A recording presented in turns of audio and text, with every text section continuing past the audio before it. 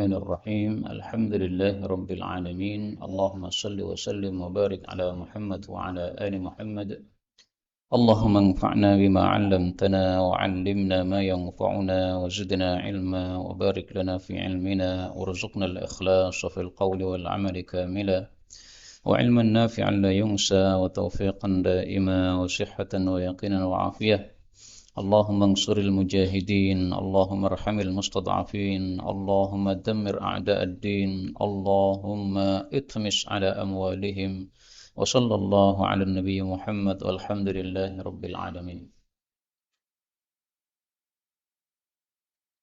Alhamdulillah kaum muslimin rahimani wa rahimakumullah. Kita lanjutkan pengajian kitab Al-Jami' As-Saghir karya Al-Imam As-Suyuti rahimahullahu ta'ala yang sudah wafat pada tahun 911 Hijriah. Dan kita sudah sampai pada hadis 3241. Faqala al-muallif rahimahullahu ta'ala wa nafa'na bihi wa bi'ulumihi fid dharain amin. Qala Rasulullah sallallahu alaihi wasallam, tajidun, kalian mendapati an-nasa, para manusia itu ma'adin, seperti tambang. Apa maksudnya tambang? Tambang itu bertingkat-tingkat. Ada yang baik, ada yang biasa, ada yang rendah. Emas, perak, besi. Ya. Manusia juga begitu, bertingkat-tingkat. Ada yang akhlaknya baik, ada yang biasa, ada yang brutal. Zionis Israel ini termasuk yang ma'adin, ya, yang tambang jelek, sehingga tidak punya peri kemanusiaan, hatinya hati serigala atau hati setan, meskipun badannya badan manusia. Fakhiyaruhum, maka orang yang baik-baik dari mereka fil jahiliyah, ketika jahiliyah, itu adalah khiyaruhum, orang-orang baik mereka fil Islam, ketika Islam. Dengan syarat idza faquhu, jika mereka itu menjadi orang-orang yang paham agama. Maksudnya orang-orang yang akhlaknya baik di masa jahiliyah. Dia dermawan, dia suka menolong orang, dia jujur. Nah, itu ketika sudah masuk Islam tambah baik. Karena dulu mereka akhlaknya baik tapi kafir. Nah, sekarang ketika sudah Islam, maka dia baik plus Islam. Tapi Islam saja tidak cukup. Lebih bagus lagi kalau idza faquhu, kalau mereka paham. Maka orang yang akhlaknya baik ketika dia masuk Islam dan dia paham, dia mengumpulkan 3 kebaikan. Kalau dia Islam saja tapi nggak paham, maka mengumpulkan 2 kebaikan. Kalau dia akhlaknya baik saja tapi kafir, maka dia punya 1 kebaikan, tetapi kebaikan ini tidak cukup untuk masuk surga. Watajiduna, dan kalian mendapati khairan nasi, manusia yang paling baik, fi hadza sya'ni, dalam urusan ini, adalah asyaddahum, yang paling dahsyat di antara mereka, lahu, terhadapnya, karahiyatan, tidak suka, qabla, sebelum ayyaqafi, dia masuk padanya. Maksudnya, yang terbaik dari manusia adalah orang yang paling benci terhadap Islam sebelum dia masuk padanya. Begitu sudah masuk Islam, maka dia mengerti keindahan Islam, jadi orang yang terbaik. Contohnya Sayyidina Umar, ketika masih kafir, itu asyaddahum, orang yang sangat benci kepada Islam. Maka asyadni di sini maksudnya adalah Islam. Ini tafsiran yang pertama. Tafsiran yang kedua, asyadni ini maksudnya adalah khilafah. Orang yang paling baik adalah orang yang sebelum menjadi khalifah, dia sangat benci untuk menjadi khalifah, nggak mau menjadi khalifah. Tapi begitu sudah menjadi khalifah, terpaksa dia kemudian melakukan khilafah itu dengan baik, dengan adil, karena khawatir kalau tidak adil dia akan masuk neraka. Contohnya adalah cucunya Sayyidina Umar, yaitu Umar bin Abdul Aziz. Beliau tidak mau diangkat jadi khalifah. Maka ketika diangkat sebagai khalifah, sesuai wasiat dari khalifah sebelumnya, dia langsung lumpuh, nggak bisa bangkit karena lemas badannya mendengar wasiat tersebut, bahwa dia harus menjadi khalifah. Tapi akhirnya menjadi orang yang paling adil seluruh dunia pada saat itu, dan tidak ada lagi khalifah yang lebih utama dari beliau saat meninggal beliau. Watajiduna, dan kalian dapati syarron nas, manusia paling jelek, yaumal qiyamah, di hari kiamat, indallah, di hadapan Allah, dzal wajhain, orang yang punya dua wajah. Maksudnya gimana? Alladzi ya'ti haula, yang mendatangi mereka biwajhin, dengan satu wajah, wa ya'ti haula, dan mendatangi orang lain biwajhin, dengan wajah yang lain, yaitu orang-orang munafik. Jadi orang munafik kalau ketemu dengan orang beriman mengatakan kami beriman, menampakkan wajah Islam. Tapi kalau ketemu dengan orang-orang kafir maka mengatakan kami beserta kalian. Maka menyembunyikan kekafirannya di hadapan orang-orang beriman. Ini berarti punya dua wajah seperti ini. Kalau kita orang-orang beriman, tidak mungkin kita punya dua wajah. Kalau kita punya dua wajah, berarti kita belum mencapai derajat iman. Allah Subhanahu wa taala mengatakan di dalam surah At-Taubah, "Wa kunu ma'as shadiqin." Bertakwalah kepada Allah dan jadilah kalian bersama orang-orang yang jujur. Orang jujur ini tidak punya dua wajah. Dia ketemu siapapun seperti itu. Saya iman, saya Islam, saya mukmin, saya muslim. Nggak berubah-ubah ucapannya. Meskipun dicemooh, kamu mengatakan saya muslim. Apa, Islam apa gitu. Islam itu yang jelas, mau NU atau Muhammadiyah. Kalau Islam saja nggak cukup. Meskipun dicemooh begitu, dia nggak berubah. Saya muslim. Kenapa? Inilah nama yang diberikan oleh Allah Subhanahu wa taala kepada saya. Huwa sammakumul muslimin.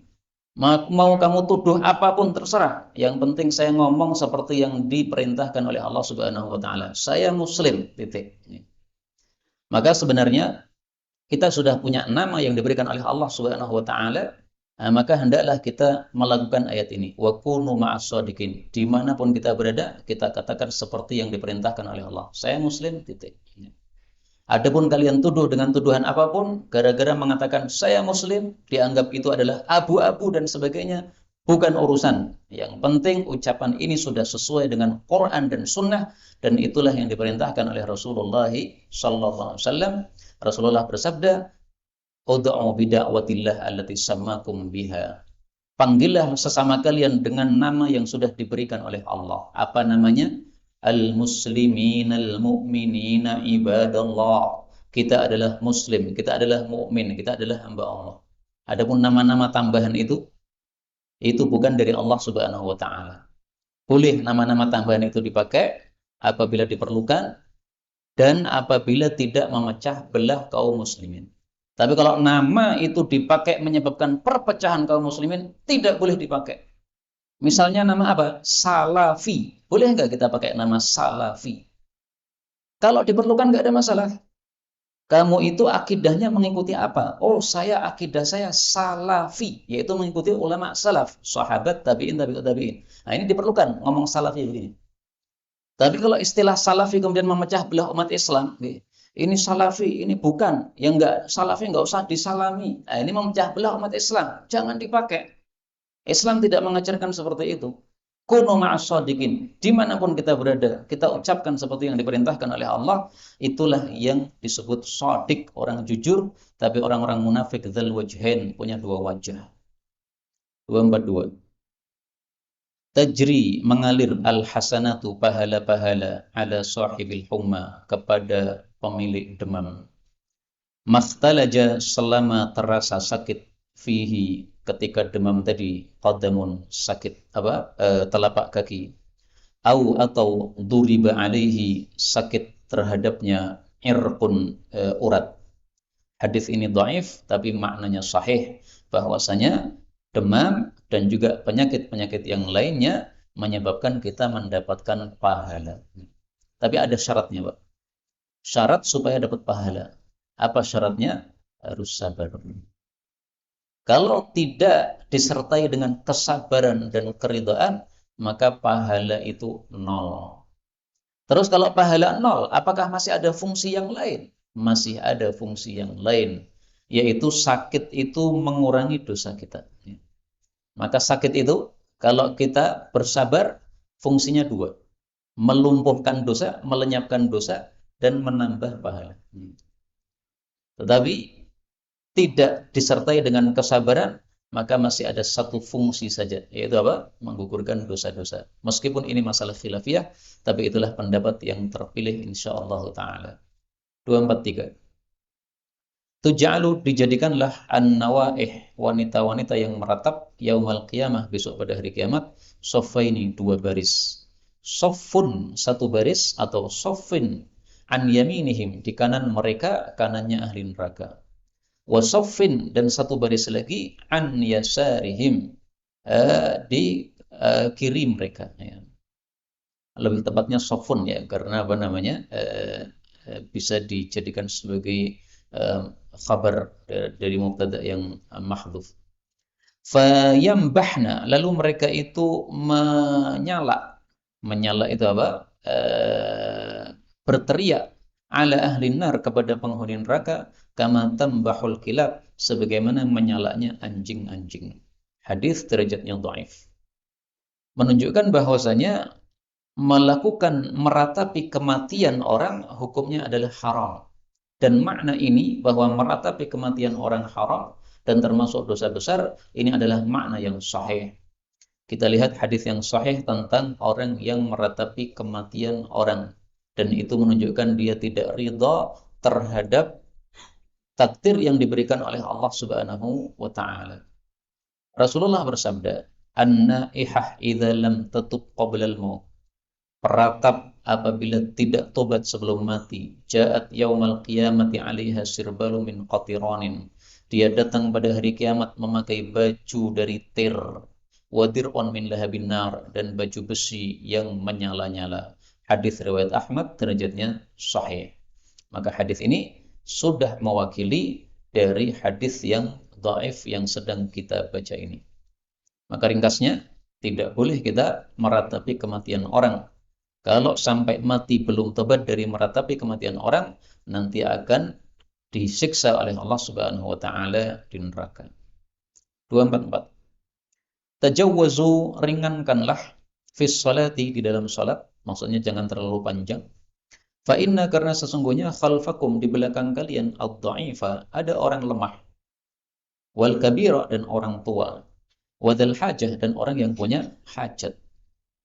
Hadis ini menunjukkan bahwa para imam kalau mengimami manusia, maka hendaklah dia sholatnya tidak terlalu panjang yang memberatkan. Tapi juga jangan terlalu cepat. Jadi tidak tafrid, tidak ifrat. Ifrat itu berlebihan ke atas. Seperti Mu'adz bin Jabal mengimami sholat isya dengan menghatamkan surat Al-Baqarah. Nah, itu ifrat. Atau tafrid, yaitu apa? Berlebihan ke bawah. Misalnya sholat tarawih 23 rakaat 7 menit. Nah, tidak begitu. Tapi tengah-tengah antara keduanya. Makanya para ulama katakan khairul umur awsatuha. Perkara yang paling baik itu yang sedang-sedang. Nah, insya Allah yang di masjid ini sudah sedang-sedang. Kecuali dua hal. Kalau kita sholatnya sendiri, maka silahkan sepanjang-panjangnya terserah. Karena Rasulullah ketika sholat tahajud, beliau panjangkan berdirinya sampai bengkak-bengkak kakinya. Yang kedua, ketika jamaahnya ini adalah orang-orang khusus. Orang-orang yang terbatas, yang mereka ridho kalau dipanjangkan oleh imam tersebut. Silahkan dipanjangkan. Contohnya tarawih jam 1 malam. Nah, mereka sudah ridho untuk dipanjangkan sampai jam 3, 2 jam. Dan orang yang tarawih jam 1 ini pasti orang-orang khusus. Orang-orang yang Islamnya masih biasa, nggak mungkin mau jam 1 bangun. Pilih tarawih barisya 30 menit baru itu turu. Tapi orang-orang yang bangun jam 1, ini orang-orang khusus. Panjangkan silahkan, nggak apa-apa. Karena Sayyidina Umar juga melakukan hal itu pada jamaahnya yang mereka ridho untuk dipanjangkan. 245. Taji'u, akan datang rihun, angin, baina yaday sa'ah, sebelum kiamat, fayaqbadu, lalu dicabut, fiha, padanya, ruhu kulli mu'min, rohnya setiap orang-orang yang beriman. Hadis ini menunjukkan dua hal. Pertama, bahwa salah satu tanda kiamat akan adanya angin. Angin ini akan melewati di bawah ketiaknya setiap orang mukmin. Dan orang mukmin kalau kelewatan angin ini pasti mati. Dan ini belum terjadi. Karena kalau terjadi ya semua kita mati karena kita adalah orang-orang yang beriman kepada Allah Subhanahu wa taala. Yang kedua, hadis ini menunjukkan bahwa nanti terjadi kiamat sudah tidak ada lagi orang beriman. Jadi ketika terjadi kiamat, itu orang-orang beriman sudah diselamatkan oleh Allah. Kamu mati dulu saja daripada mengalami kiamat yang mengerikan. Maka Rasulullah SAW bersabda, kiamat tidak akan terjadi kecuali kepada syirarin nas, kepada orang-orang yang jelek-jelek saja, yaitu orang-orang kafir. La taqumus sa'ah, tidak terjadi kiamat illa ala syirarin nas, kecuali kepada orang-orang jelek. Hadis riwayat Muslim. 46. Tahrumus salatu, haram melakukan salat idan tasafan nahar, ketika sudah tengah-tengah siang. Kulla yaumin, setiap hari, illa yaumal jumu'ah, kecuali pada hari Jumat. Hadis ini derajat sanadnya dhaif, tetapi dikuatkan oleh hadis-hadis yang semisal sehingga kesimpulannya sahih. Hadis ini maksudnya adalah dalam setiap hari itu ada waktu di mana kita tidak boleh untuk melakukan salat. Ini disebut adalah waktu istiwa, intasafan nahar, ketika tengah-tengah siang. Waktu istiwa adalah ketika matahari tepat di atas kepala kita itu. Dikatakan oleh sebagian masyayikh sekitar 5 menit sebelum zuhur. Ada lagi yang mengatakan sekitar 10 menit sebelum zuhur. Pokoknya waktunya dekat sebelum zuhur. Maka kalau sudah 5 menit sebelum zuhur, jangan salat.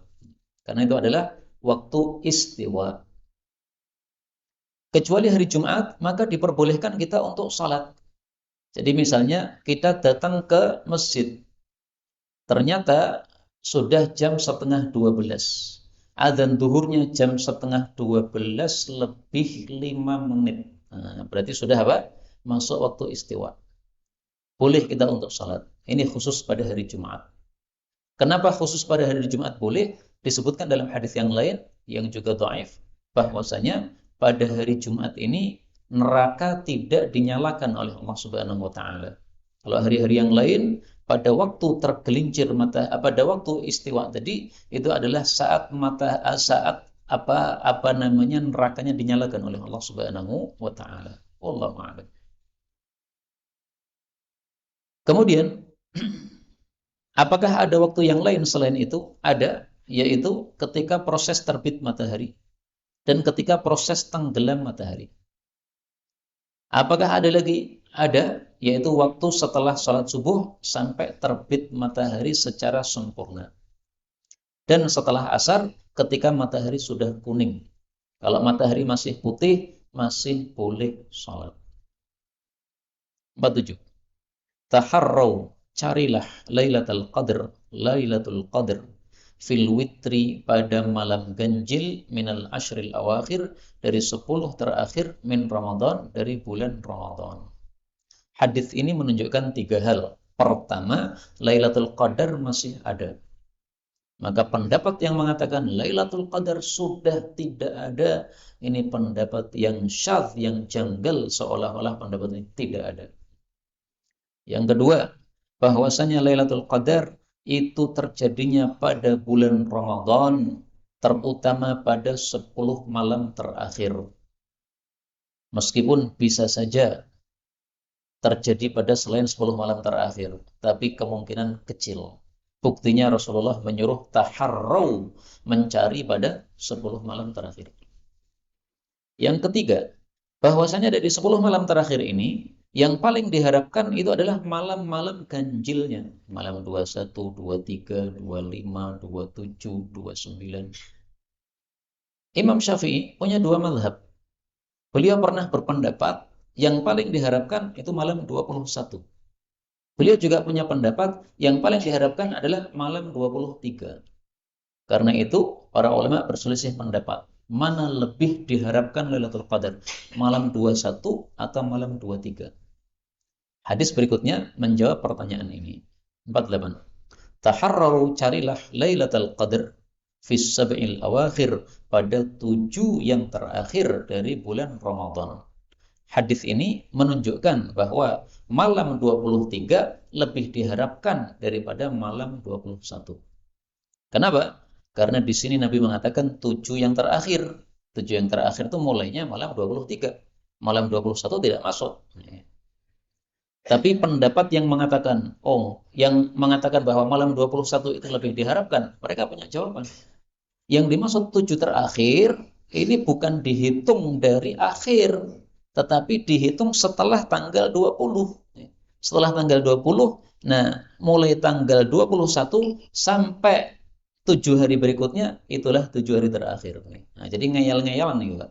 Nah, sudahlah, karena tidak jelas memang apa yang dimaksud oleh Nabi SAW ini, meskipun menurut saya lebih bagus pendapat yang pertama, yang mengatakan 7 terakhir yang hitungnya dari belakang, namanya saja terakhir. Maka karena ada perselisihan pendapat ini, kita hidupkan 10 malam terakhir semuanya, meskipun malam genap pun kita hidupkan untuk cari Lailatul Qadar. 49. Taharrau, carilah Lailatul Qadri. Faman kana, maka barang siapa mutaharriyaha, mencari Lailatul Qadar, falyataharraha, hendaklah dia mencarinya Lailatul Sab'in wa Ishrin, malam 27. Inilah pendapat mayoritas para ulama, bahwasanya Lailatul Qadar paling diharapkan adalah malam 27.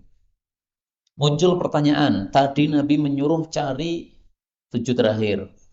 Sekarang Nabi menyuruh mencari malam 27. Kemudian hadis berikutnya beda lagi, 250. Taharrau, carilah Lailatul Qadr Lailatul Thalathin wa Ishrin, malam 23. Padahal hadisnya semuanya sahih. Terus gimana maksudnya ini? Kok berubah-ubah?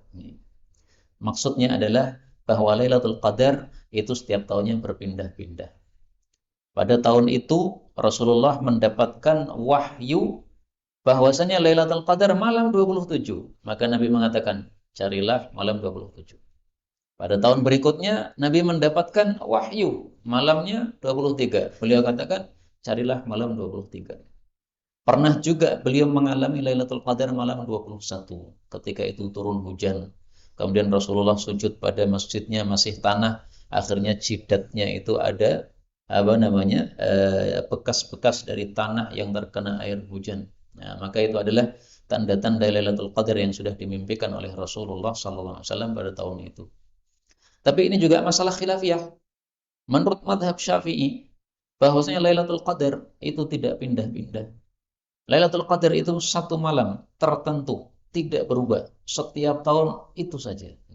Tapi pendapat yang lain mengatakan, atau mazhab Syafi'i, ulama Syafi'i yang lain mengatakan berpindah-pindah. 251.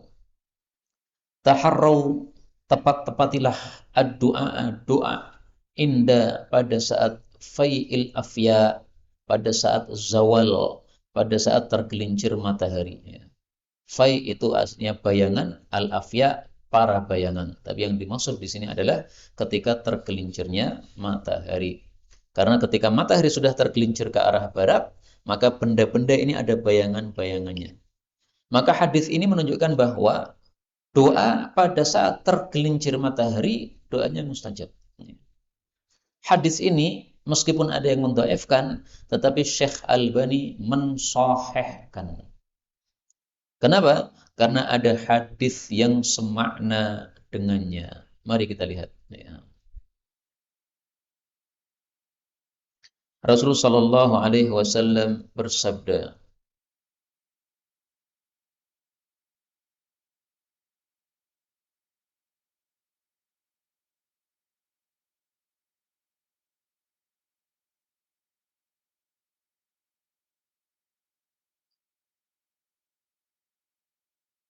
Rasulullah Shallallahu Alaihi Wasallam bersabda, bahwasanya pintu-pintu langit dibuka oleh Allah Subhanahu Wa Taala pada saat dikumandangkan azan. Demikian juga Rasulullah bersabda, Inna abwabas sama, sesungguhnya pintu-pintu langit, tuftahu, dibuka, ila zawali syamsi, sampai tergelincir matahari. Fala turtaj hatta yusalla dhuhr, fa uhibba an yas'ada li fiha khairun. Hadis riwayat Imam Ahmad, derajatnya sahih. Hadis yang lain yang lebih jelas ada enggak? Coba.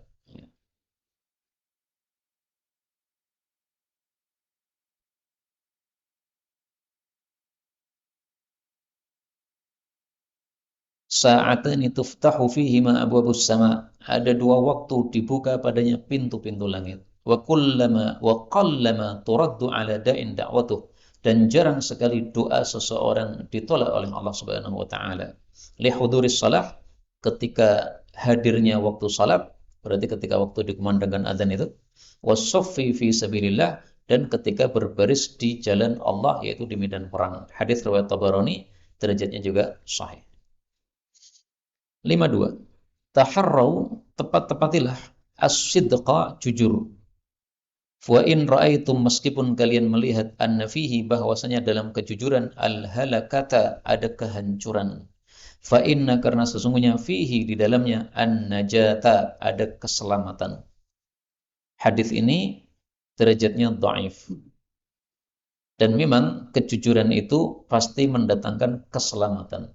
Buktinya Allah Subhanahu wa taala menyuruh kita untuk jujur, wa kunu ma'as shadiqin. Dan orang yang mentaati Allah Subhanahu wa taala pasti akan mendapatkan keselamatan dari Allah Subhanahu wa taala. 253. Taharraw sidqa, jujurlah. Wa in ra'aitum, meskipun kalian melihat, anna fihil halakata, bahwasanya di dalamnya ada kehancuran. Fa inna fihi najah, karena sesungguhnya di dalamnya justru ada keselamatan. Wajtanibul kadhiba, hindarilah dusta. Wa in ra'aitum, meskipun kalian melihat, anna fihi najata, bahwasanya di dalam dusta ada keselamatan. Fa inna fihil halakah, karena sesungguhnya di dalamnya justru ada kehancuran. Hadis ini juga derajatnya dhaif, tetapi maknanya sahih. Lihat orang-orang munafik. Mereka datang kepada Rasul sallallahu alaihi wasallam mengatakan, "Ya Rasulullah, kami punya udzur begini, kami punya udzur begitu, nggak bisa ikut perang." Tapi bohong sebenarnya. Sementara tiga sahabat Nabi sallallahu alaihi wasallam, dia jujur datang kepada Nabi, "Ya Rasulullah, kami tiga orang tidak punya alasan. Malas saja akhirnya nggak ikut perang." Perang Tabuk, perang terakhir yang dilakukan oleh Nabi. Jaraknya sangat jauh sekali, dan waktu itu sangat panas sekali seperti hari-hari yang kita alami hari-hari ini. Maka para sahabat banyak yang berangkat, tapi tiga orang ini tidak berangkat tanpa alasan. Tapi akhirnya jujur lapor kepada Nabi SAW. Justru tiga orang ini kemudian disebut-sebut oleh Allah dalam surat At-Taubah, bahwasanya Allah memberikan taubat kepada mereka. Sementara orang-orang munafik tadi yang menyampaikan alasan kepada Nabi, Nabi menerima, baiklah kamu punya alasan, nggak apa-apa, nggak ikut perang. Tapi Allah Subhanahu wa taala katakan mereka adalah orang-orang munafik yang mereka akan berada dalam neraka pada dasar yang paling rendah. A'udzubillahi min syarri dzalik. Maka makna itu sesuai dengan hadis ini. 254. Tahrikul asabi, tahrikul isba', menggerakkan jari fi salati, pada saat salat, maksudnya ketika tasyahud.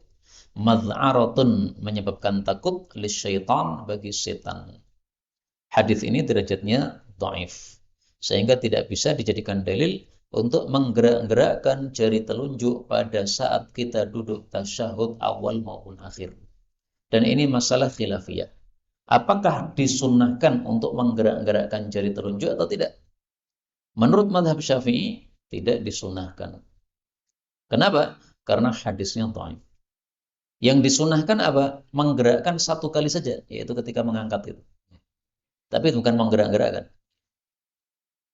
Menggerakkannya kapan? Nah, diperselisihkan lagi oleh para ulama. Sebagian ulama menggerakkannya di awal, at-tahiyyatu lillah, langsung. Tapi kalau mazhab Syafi'i tidak. Mazhab Syafi'i, at-tahiyyatu itu baru isyarat saja, belum digerakkan. Masih isyarat. Isyarat artinya tiga jari digenggam, kemudian jari telunjuk ini sudah berisyarat, tetapi masih nempel pada apa? Ibu jari ini. Nah, belum naik. Naiknya kapan? Asyhadu an la ilaha illallah. Pas Allah itu naik.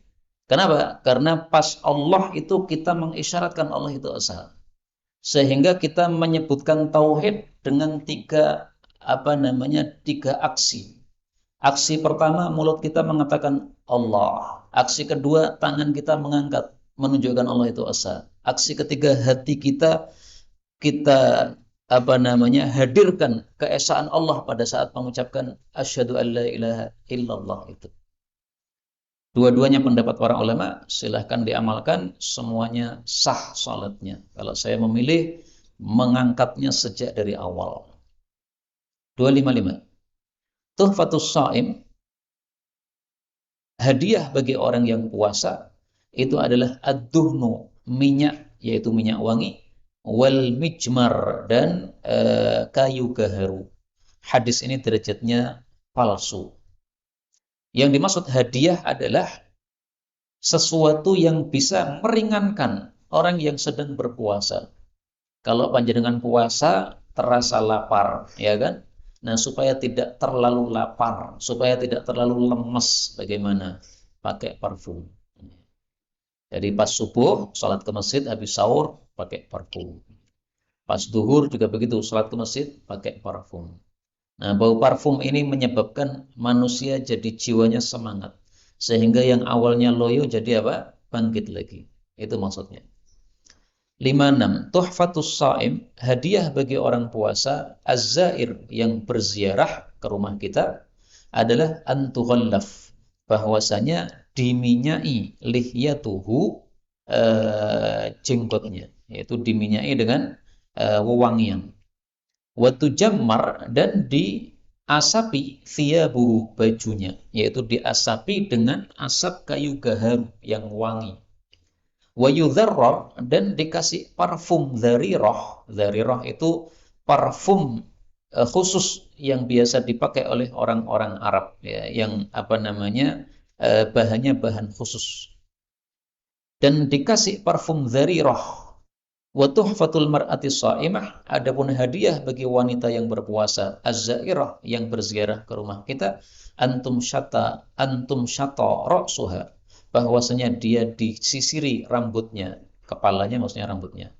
Wa tujammar, dan diasapi thiyabuha, pakaiannya. Wa tudharrar, dan dikasih parfum dharirah. Hadis ini derajatnya juga dhaif.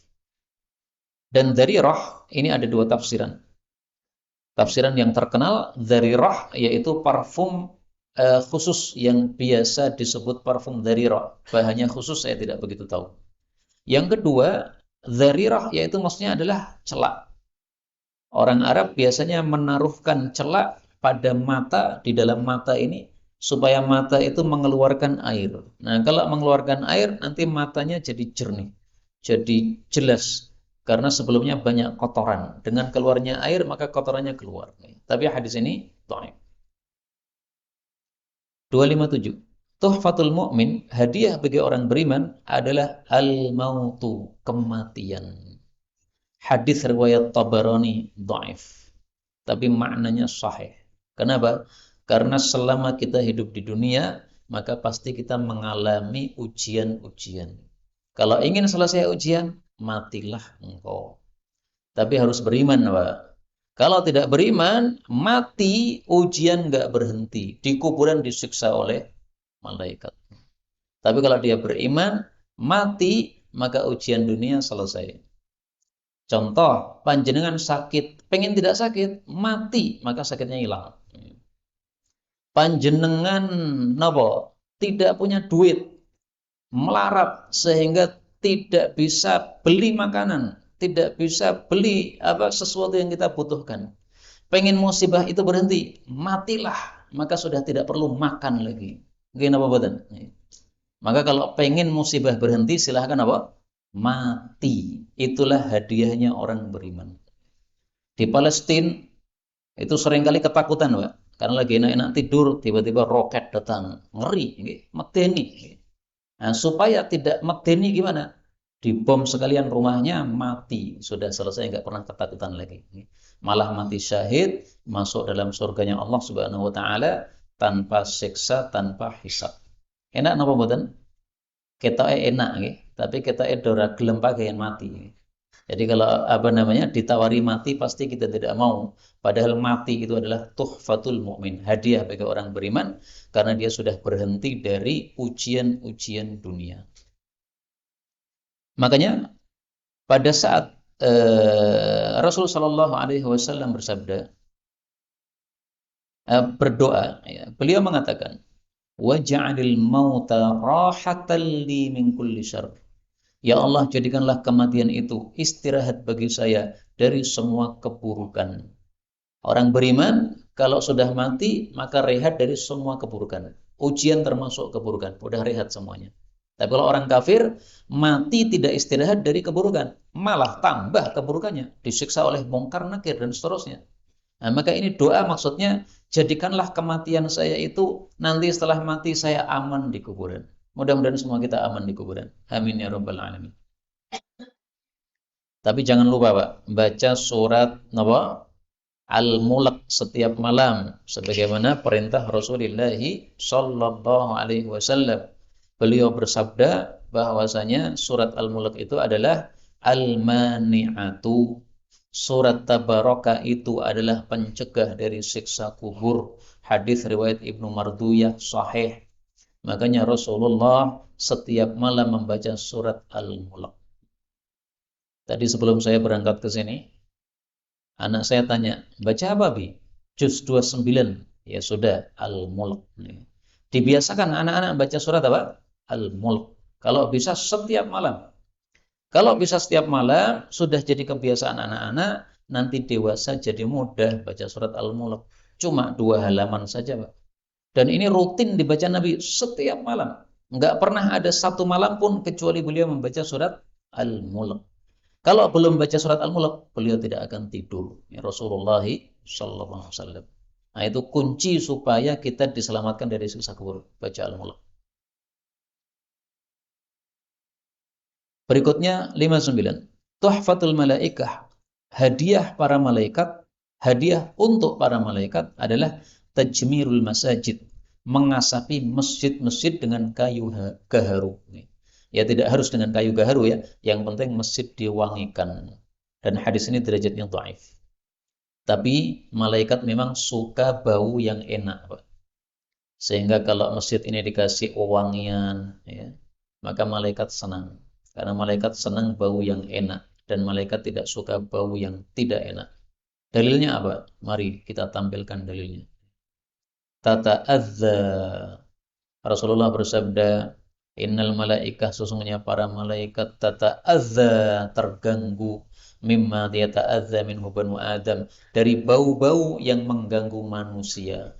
Berarti sebaliknya, malaikat juga senang dengan bau-bau yang disenangi oleh manusia. Maka manusia suka bau wangi, maka malaikat juga suka bau yang wangi. Karena itu hadis ini yang meskipun dhaif tadi, tuhfatul malaikah, tajrimul malaikah, tajmirul masajid, ini bisa diamalkan karena hadisnya dikuatkan dengan hadis yang diriwayatkan oleh Imam Muslim rahimahullah taala, bahwasanya malaikat itu terganggu dengan bau yang tidak enak. Terakhir 60. Oh belum. 58. Iya, kelewatan ya. Tuhfatul mu'min, hadiah orang beriman fid dunya, di dunia, adalah al-faqr, kefakiran. Hadis derajatnya juga dhaif. Jadi hadiah untuk orang beriman ternyata ada 2. Mati itu hadiah karena sudah berhenti dari ujian dunia. Fakir itu juga hadiah. Kenapa? Karena dengan sebab fakir maka di akhirat nanti hisabnya cepat. Ki wonge duwite sithik wis hisabe dicepetke langsung mlebu surga. Sementara yang kaya-kaya masih dihitung, Pak. Sementara yang miskin-miskin sudah istirahat di surga, sudah layah-layah, sudah ketemu bidadari, yang kaya-kaya masih dihisab antri di hadapan Allah Subhanahu wa taala. Nah, jangan pilih cepat masuk surga atau pilih lama dihisab. Pilih cepat tapi sugih, kok penak men. Nah, mudah-mudahan kita meskipun duitnya mungkin banyak daripada orang-orang yang lebih miskin daripada kita, tapi mudah-mudahan semua kita masuk surga tanpa hisab, tanpa adab. Amin ya rabbal alamin. Terakhir ya, tahaffadhu, jagalah dirimu minal ardi, dari bumi.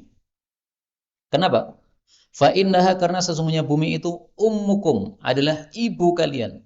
Maksudnya ibu, kita akan kembali kepada bumi.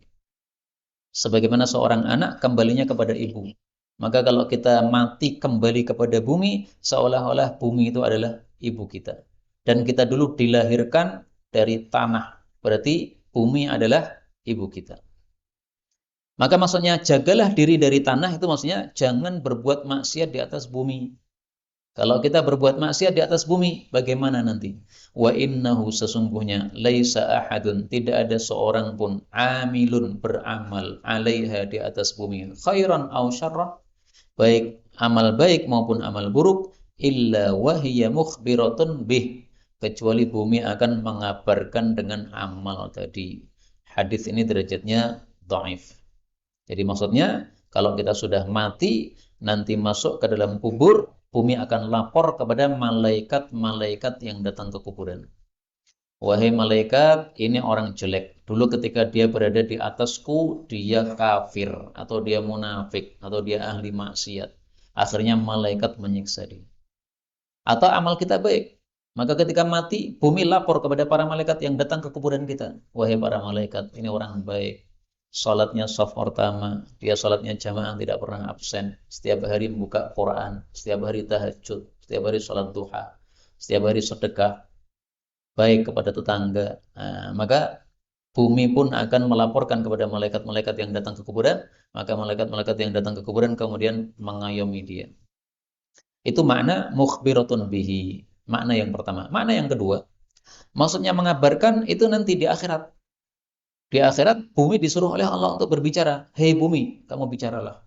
Maka bumi berbicara. Tempat yang kita sholat padanya akan bilang, ya Allah, fulan dulu di sini sholat. Maling datang ke satu tempat. Nah, bumi nanti akan datang bicara kepada Allah. Dulu tempat ini, dia orangnya ini maling di sini. Dilaporkan oleh Allah dilaporkan oleh bumi kepada Allah Subhanahu wa taala. Dan makna ini kita temukan dalam Al-Qur'an. Allah Subhanahu wa taala mengatakan yauma idzin, pada hari itu yaitu di akhirat, tuhadditsu akhbaraha, bumi menceritakan berita-beritanya. Nah, berita-beritanya ini sudah pernah kita tampilkan dalilnya, hadis riwayat Tirmizi, bahwa bumi akan bicara melaporkan amal manusia yang dilakukan di atasnya. Maka marilah kita menjaga amal-amal baik dan hindarilah amal-amal yang buruk sehingga bumi tidak akan melaporkan keburukan-keburukan dari kita. Wallahu a'lam bishawab. Walhamdulillahirabbil alamin.